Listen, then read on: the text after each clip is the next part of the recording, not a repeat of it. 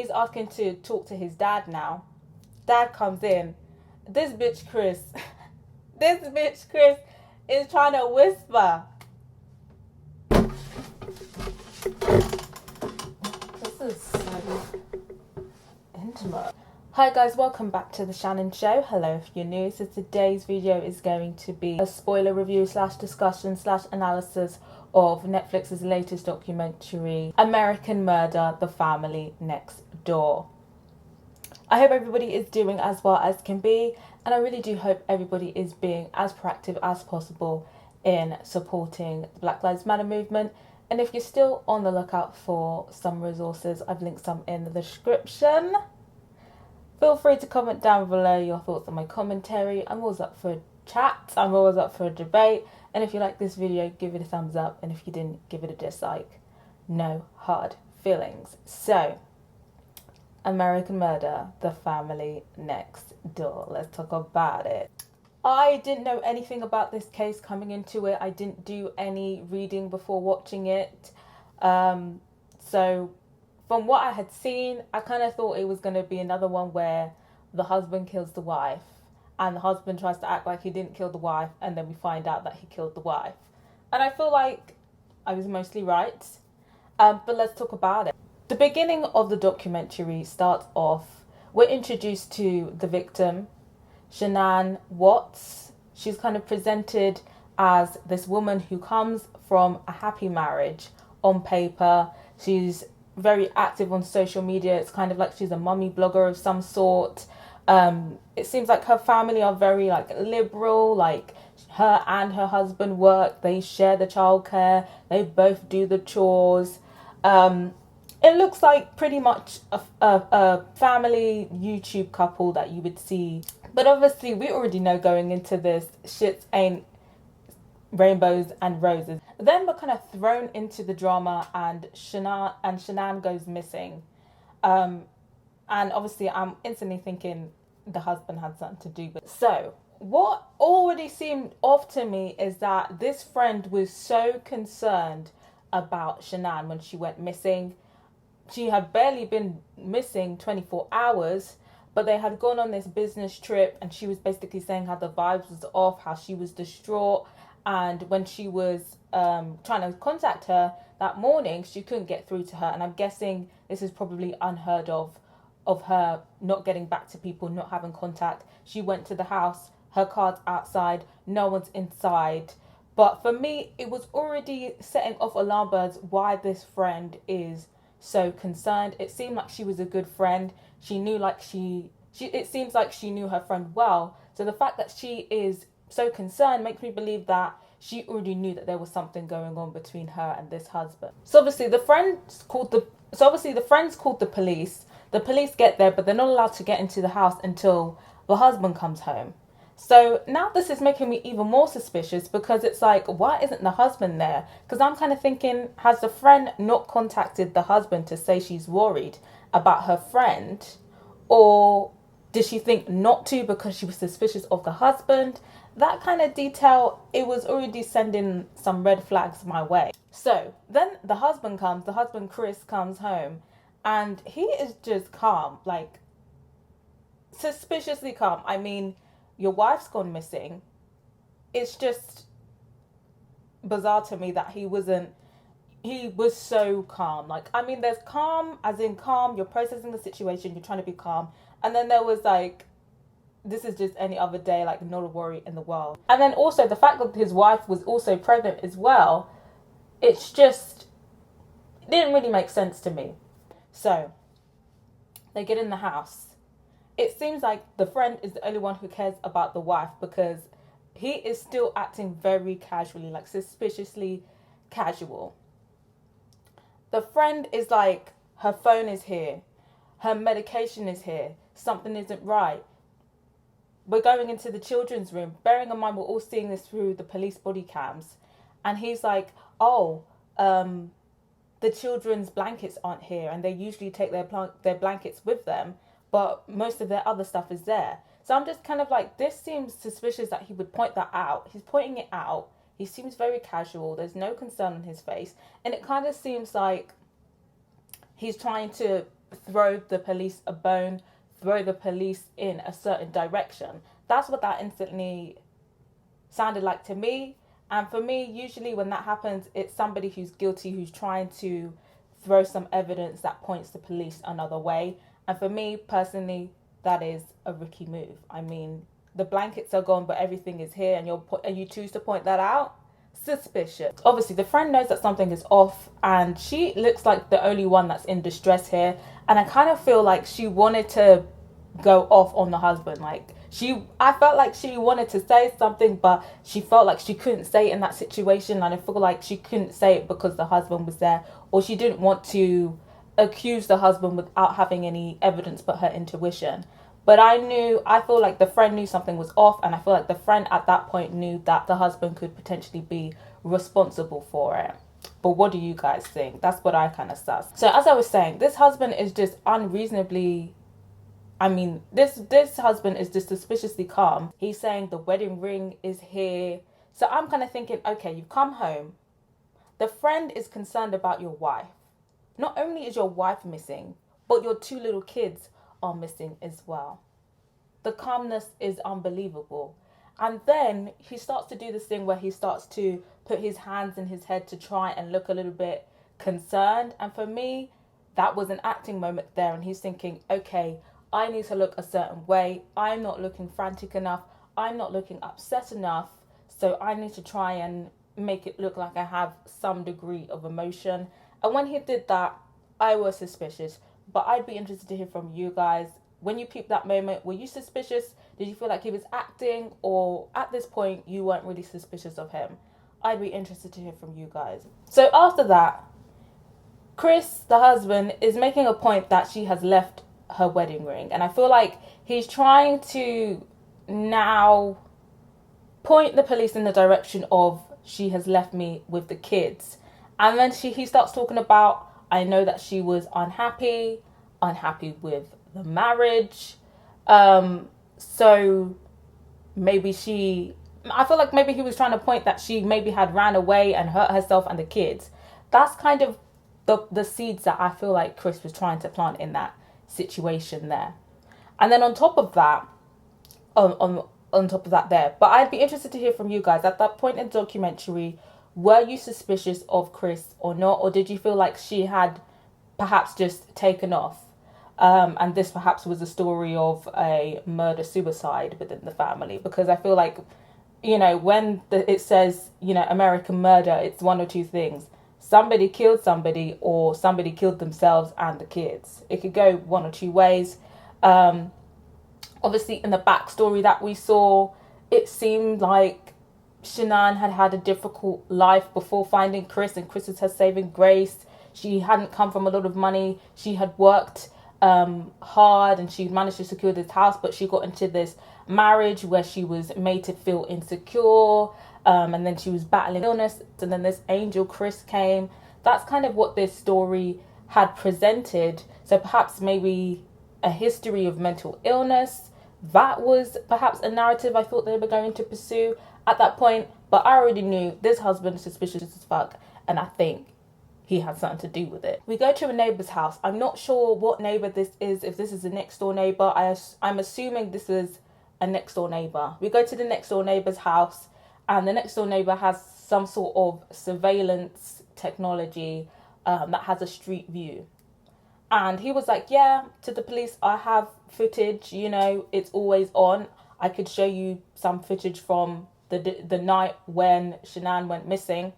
And instantly, when he was putting on the footage, you could just tell, you could see that Chris was getting nervous. And I peeped that. I was like, Chris is getting nervous. Why are you getting nervous for? You did something. So at that point, I was like, yep, he did it. He did something. So the footage plays. We don't really see anything that incriminating in the footage, based on just if you didn't know anything. So the footage plays. He kind of looks a bit relieved that it didn't show anything incriminating. And what is quite interesting is, obviously, we're seeing this through the police cam. The police says he wants to kind of speak with the neighbor. Obviously, Chris is not in his house, he's in his neighbor's house, so he goes back to his house. Soon as that door slams, the neighbor starts singing, Shadi. The neighbor starts singing. He's like, you need to watch that husband. The husband is suspicious. He was fidgeting. I've never seen him like this. He's always calm. You need to look into him. So the neighbor already knew the vibes was off. Obviously, if this is the next door neighbor, he's probably hearing all of their arguments and all of the issues that they're having, or has peeped some shit. So I was like, you see how this neighbor was so quick to snitch? He did something. But the police officer is like, basically saying, we don't know. He could just be going something. Obviously, his kids and his wife is missing. And I was just like, the evidence is there. The evidence is there. The privilege that this guy is still being given the benefit of the doubt when all of this looks dodgy, the privilege. But anyway. And also, I forgot to add, the neighbor basically said that he saw him unloading something from his car at 5 a.m. Obviously, he told the police he got up at 5 a.m. for work, but he was saying he was doing some stuff with his truck that he'd never seen him do before. So again, hella suspicious. So after this, we see Chris having numerous interactions. He's having interactions with the police and he's having interactions with the press. And all of them just look hella suspicious. He has basically no emotion. He's very deadpan. I feel like if you wanted to not look suspicious, you need to act two certain ways. You got to act shocked or you got to act emotional. And he wasn't doing any of that. So honestly, the fact that he thought that he'd be able to get away with this, with the acting skills that he was showcasing, was a bit comical to me. Not a very convincing performance, I have to say. But yeah, the interview that he gave for the press, if I was watching that at home, I would have already clocked that he did that shit, because what was that? There was no emotion. He was looking everywhere. He just kind of felt like he had to do this as a formality so he didn't look guilty. Again, the police interviews, again, he was not concerned at all. And I feel like if it was his wife missing, okay, I can understand if he wasn't bothered. But the fact that his two little girls were supposedly missing, they're both like under the age of 5. I just don't understand how someone could be that calm. And interestingly enough, he's putting all of these narratives to the police. He's trying to throw them off the scent. And this is what rookie moves for criminals. Police know when you're trying to throw them off the scent. So what he does to try and throw them off the scent is he paints a narrative of they're having relationship problems. Maybe she ran away. Then it's, I thought it was because of our relationship problems, but now I'm thinking that somebody took her. But how could somebody take her if they had no forced entry? Then he's talking about, well, if somebody took her, it must have been somebody that she knew. Again, trying to create another suspect. And again, rookie moves, because this is just unrealistic. So it's just kind of like, babe, you're looking guilty as fuck right now. If you're gonna lie, at least come up with something better, Shadi. But at this point, I knew he was lying. But I'd be interested to hear from you guys. Were you still kind of giving him the benefit of the doubt? Were you still kind of waiting for all of the details? Like maybe you thought he did something but didn't do that? I'd be interested to hear from you guys. After that, we kind of get more context into what these relationship problems are. So the first one is that Shanann had beef with Chris's parents. Beef to the fact that they didn't come to one of the kids' birthday parties. So they already had beef there with the family. And I'm kind of thinking, if your family is back in the beef, then it's easy to disregard somebody. If you have a problem with them and your family have a problem with them, I feel like it's easy to disregard this person. But this is me still thinking in the realm of he was targeting just the wife. I'm not gonna lie, I was just thinking about the wife the whole time. Like, I just wasn't even thinking about the kids because I just kind of ruled them out. But, every once in a while, I was just kind of thinking, well, what happened to the kids? But obviously, I'll talk about that later. Then we see a lot of their text interactions. And we see a lot of video evidence. So things such as their social media posts or Shanann's social media post that kind of paint the case of a sour marriage, of a bad marriage, and doesn't really paint Shannon in the best light. So for me, it kind of made me feel like Shannon was in this relationship where she was made to feel insignificant, and she was perhaps dominated in that prior marriage that she had. And now she's kind of found somebody that she can perhaps maybe repeat what was done to her. Maybe not to that extreme, but she's found a pushover husband. She tells him what to do. She's very pushy. She's probably very hypercritical of him. And he's probably the type of person who is always trying to please her all the time, always has to reassure her and whatnot, has to participate in her social media videos that she's always trying to do. And on top of that, they're having all of these problems, but she's dedicated to showing this perfect image of them on the internet. But on top of her trying to show this perfect image, we also kind of see things where it's a bit like, maybe this relationship is not as perfect as they're presenting. Like, we kind of see a snippet where I think he must have messed up her idea of a Santa reveal. Like, he must have forgot something and she was just basically calling him a dumbass, and she actually uploaded that onto the internet. So again, it kind of sets this precedent of the respect level. It kind of just seems like she was a wife and she was insufferable. Maybe he was just trying to make it work for the kids, but he had enough and he wanted out. When they met, he was overweight, and then he was just hitting the gym. So he's got his muscles now, he's got his new body, he's looking good. So he's ready to venture out into the world and leave her behind. But, you know, she's kind of trying to hang on, and he's not really dominant enough to tell her, like, no, I don't want to be with you anymore. So then it's causing all of this conflict. But I will elaborate more on that later as a motive or a reason. I'll talk about that near the end. But that's kind of the picture it painted.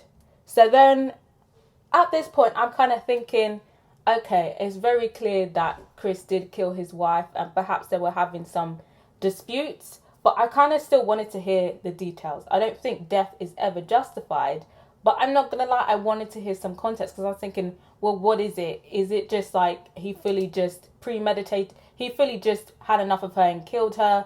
Or did they have a fight that went wrong and somehow the kids ended up dead? I was just like, I wanted some details. I'm not gonna lie to you guys. I wanted some details. I'd be interested to hear from you guys. At this point, we're kind of seeing what type of person Shannon is, what type of mother she is, what type of marriage this was. Were you kind of thinking maybe there was, you know, a scuffle between them that went wrong, something like that? I'd be interested to hear from you guys. So, obviously, the police start to become suspicious of Chris. And they're asking him all of these questions, like basically saying, like, is he cheating or not? Because it kind of seems like she was worried about him cheating. He denies that he was cheating. He said that there was no one else and he was just working out for himself. And the police is like, okay, cool, bet. Would you like to take a polygraph test? Because, you know, you claim you're being truthful. Let's take a polygraph test. And I don't understand why guilty people think that they could beat the polygraph test. I mean, again, rookie moves. This is when you call your lawyer, babe. But of course, he's a narcissist. He probably thinks that he's so smart and he thought he could beat the polygraph test. So, and what's funny is before he was taking the polygraph test, the polygraph woman was like, well, I guess you're in here because you're telling the truth. And, you know, because it'd be really dumb for you to do this polygraph test if you weren't telling the truth. And honestly, these polygraph people have probably seen it all before. People thinking that they're smart enough to beat the polygraph machine, thinking that they can be the 1% to beat it. And yeah, they were just doing the polygraph test, and you could just tell that he failed it straight away. He definitely failed that shit. Like, you're just like, you can see him fidgeting a little bit. He was trying to control his breath. Like, the person was like, you know, breathe easy. Like, she could tell he was trying to, like, control his breath. I was like, this bitch is a liar, and he did it. So, obviously, after So after the test, obviously they bring him the results, and they're like, "Bitch, you failed." And he was like, "What?" I was telling the truth. I was just like, Chris, man, just stop with the lies, honey. You've been caught out. But obviously, the police, they ain't buying it. They ain't buying it. They're like, cut the bullshit. Tell us the truth. We know you're lying. Tell us the truth. And then it all comes out. It all comes out. It all comes out. But what is funny is, obviously, at this point, he's kind of freaking out. He's now denying that he was lying. Then he reveals, okay, yeah, I cheated, thinking that's going to throw them off the scent. Little does he know, the side bitch has already went to the police and snitched and said, yeah, we were having an affair. He said he was going to leave his wife. And yeah, they were in the process of separation. So the side bitch has already snitched on him. And then he was bold-faced lying like he was some faithful man. Trash. But they already knew he done killed his wife at this point. And really and truly, he still probably could have called his lawyer. I mean, I'm not sure if polygraphs can be used in the US courts. I'm not sure if they can, or if they can in certain states. Do let me know. I'm not an expert on the US law. But even still, you could have just called your lawyer, babe, if you really wanted to beat the case. But again, he's thinking that these people are his friends. And this is another thing that trips these guilty people out, is that they think that the police are their friends. You could just, in that video, I went on the hashtag and I saw some people saying, oh, why are the police being so nice to him? And the police are running game on this guy because they're trying to make him feel like he's their friend, and that if he confesses, nothing that bad is going to happen to him. They're going to understand where he was coming from. But really and truly, they're just here to extract the information that they need for a conviction. These guys were not his friends. They were running game on him. So obviously the game worked. He's asking to talk to his dad now. Dad comes in. This bitch Chris is trying to whisper. He's trying to whisper. Little does he know, there's voice recorders probably everywhere under the table. Any nook and cranny, they've probably got a voice recorder. He's trying to whisper. And basically he confesses that he killed her. But this bitch is still lying. He's basically trying to say that he killed her because she killed the daughters and he had to kill her. And I'm just like, how does that even make sense? How does that even make sense? I guess, okay, let's picture it. He's come into the room. He's seen the wife has killed the daughters. I mean, there's two responses. You could either be enraged, yes, or you could be upset. But the thing, I had to kill her. If you were to say you caught her in the act, so you killed her, okay. But if you found that she killed the children, I don't know. I don't know. Some people, maybe. But for me, the wording was a bit strange to me. And then on top of that, so you've killed your wife because you found your two daughters dead and smothered. Why are you not distraught? And then the fact that you're burying all of their bodies, I mean, honestly and truly, if you were really that smart, perhaps if you were really running with this story, you could have spun it as self-defense. So the fact that you've now gone to the trouble of burying all of these bodies does not help your case. Even if you're going to lie like that. I mean, really? And then also, I mean, Shanann, it wouldn't add up to me that she would smother her daughters. I never believed that one bit. I mean, it seemed like she really did care about her daughters. So when he said that, I was just like, come on, like, if you're going to lie, at least come up with a better one, Shadi. Really? It's not cute. So then he's just fake crying. And I know what he was doing. Again, what he's trying to do is trying to make him seem like he is more innocent than he is. Trying to have some sort of leniency from the police. And maybe better treatment from the police.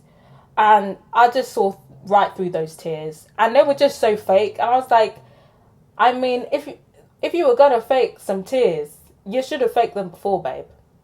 But yeah, what is quite interesting in the confession video, you could tell the dad didn't even buy when he was trying to say the mum killed the kids. Even his own dad wasn't buying that shit. I mean, it was very bold for him to try and spin that. Let me kind of hear the details of where he disposed of the bodies.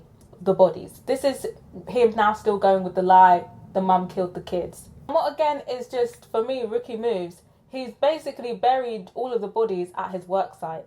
And for me, I'm kind of thinking, if the police have been suspicious of him, why haven't they gone to check out his work site? I mean, it's open air, it's a field. This is like the perfect spot to dump a body. I don't understand why they hadn't sent dogs out there already, because for me, that kind of seemed very obvious. But yeah, so he's buried Shanann in a shallow grave. And it kind of seems like he had more care for the wife he supposedly despised than he had for his children, because he dumped his children in an oil tank. And I'm just kind of like, you clearly didn't, when he said he dumped his children in an oil tank, in the oil tank, that confirms to me he definitely killed those kids, because what type of burial was that? What type of burial was that? An oil tank. Your own two kids, that's where you would bury the body, in an oil tank. So for me, I already knew he definitely killed these two girls. And then before I'm going to talk about this whole, whether Shannon had any culpability in her death, let's talk about the details before we get into that. So, the full details emerge. Shannon had sussed that he was cheating on her. She had checked the credit card receipts and she had already peeped some shit. They haven't really been intimate with each other. She was getting frustrated. So the wife clearly suspected him of cheating, and she had confronted him about it. I believe they actually did have sex after that confrontation. I'm not sure. They had sex. But correct me if I'm wrong. I believe she called him out for cheating. They had sex, and then that morning he was like, how he's leaving her. I'm guessing this was like late in the night, but he must have woke her up, I'm assuming, and told her that he was leaving her. Obviously, she is upset. She's pregnant as well. She's 15 months pregnant. Not 15 months. She's pregnant as well. She's 15 weeks pregnant. So she's probably hormonal as well.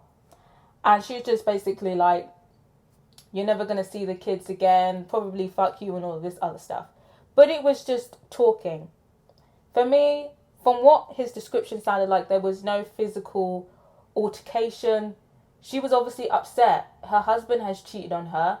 She's 15 weeks pregnant. She's hormonal as fuck. I mean, her saying that to him is expected, in my opinion. It's expected. Then he tells her he doesn't love her.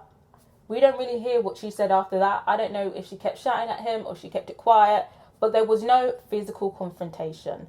So to me, it might have sounded like maybe she could have been shouting, but maybe she was just upset. But at this point, it was premeditated. He said it had been in the back of his mind for a while. He obviously had some demons. He was very bad-minded. And he said, he was just sitting there thinking, and he said, basically, today's the day he's going to kill her. And he killed her. He said that there was no struggle. I'm guessing he strangled her. So, hearing those details, to me, yes, Shanann was problematic, but she was innocent in this situation, and this was a premeditated murder. Even if Shanann had said, please don't leave me, I love you, you're the best man, you're the best thing that's ever happened to me, he probably still would have killed her. So, I personally don't think Shanann was at fault here. I think that the blame is entirely and solely on Chris. And then I think him killing the wife is expected. Him killing the kids was unexpected. But the way that he killed the kids just absolutely shocked me and absolutely disgusted me. And it was just really sad to hear the details, because I think it would have almost been better if it was like, it was a heat of the moment thing. She'd come in, maybe she tried to, you know, fight the dad off of her mum, because she's seen the mum being hurt by the dad, and split second he killed her. And then maybe the child came and he just thought, I've got to kill everybody. But the fact that he had killed the wife, packed the dead body up in the car, drove the kids while still alive for 45 minutes out to the dumping site, and sat on it for 45 minutes, whether he was going to kill his kids or not, is just absolutely disgusting. And there is clearly something wrong with this guy. There is clearly something wrong with this guy, that you sat in the car for 45 minutes and you, at this 45 minutes long think, you decided that you were going to strangle your kids, kill your kids one by one. I'm just kind of thinking, these poor girls, because they must have knew something was off. And then I'm just kind of thinking, did one see the other one? It's just, it was really upsetting. It was really upsetting to me. And it's just like, it was just unnecessary. Absolutely unnecessary. Everything was unnecessary. Because it's like, he says that he thinks about what he did to his girls, but it's like, if you wanted a new life, and Shannon is telling you, you can't see your kids ever again, surely this would work in your favor if you wanted to start a new life. If Shannon was to cut off contact with you. So the fact that he decided to take this route instead of divorce, yes, it probably would have been a messy divorce. Like I said, Shannon Watts was a problem, but it was a problem that a divorce would have easily settled. I just don't understand why he took it there with her and the kids as well. The kids for me is just, there's something there was obviously something wrong with this guy, like off with this guy. There is definitely some evil in this guy, because the decisions that he made were all very premeditated. It's almost like he had this voice in his head telling him to do it. And then the fact that he just kept lying and trying to get out of it as well, it was just disgusting. So my thing is, I think that Shannon Watts didn't deserve what happened to her. I don't think she had any culpability in this situation. And it's like I said, it's very clear that this Chris guy is evil, because that's the only thing I could describe this situation. This could have been settled a number of different ways, but this is the route that he decided to take. So yeah, it's just all around an unfortunate situation. So after that, he does confess to everything. He confesses to killing Shannon, he confesses to killing the girls, and I think he's given life with no parole. He escapes the death penalty, and he's going to rot in jail for the rest of his life, which is what he deserves. He deserves to rot in hell. I mean, sorry, rot in a cell, but that too.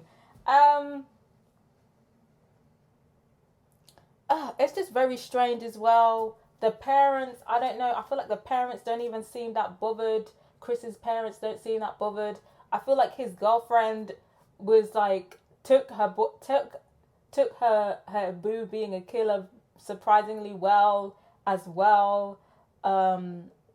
It's just all very strange, but all in all, it's just a very unfortunate situation.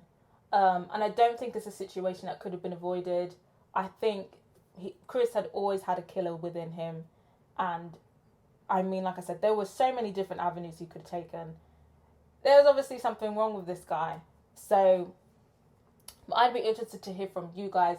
What do you think it was? Do you feel like Chris is just a psychopath or something like that? Or there was just something within him that has finally came out? And do you think Shannon is culpable in her death? Do you think that she is? Do you think that she drove him to do this? I'd be interested to hear from you guys. And yeah, if you have any more information about this case that you think should be brought to my attention, I'd be interested to hear it. do comment down below. I've got a lot of content coming to my channel this week. I've got some Netflix reactions coming to this channel. So if you like this video, I'd strongly consider subscribing to my channel and turning on my notification bell so you know when those are up. I just passed 1.8 subscribers, so thank you to everybody who's subscribed to my channel so far. The next goal is 1.9, so I'd appreciate if you help me out with that goal. And yeah, thank you to everyone who's subscribed to my channel. We're almost at 2K. Yes. Till next time, guys. Bye.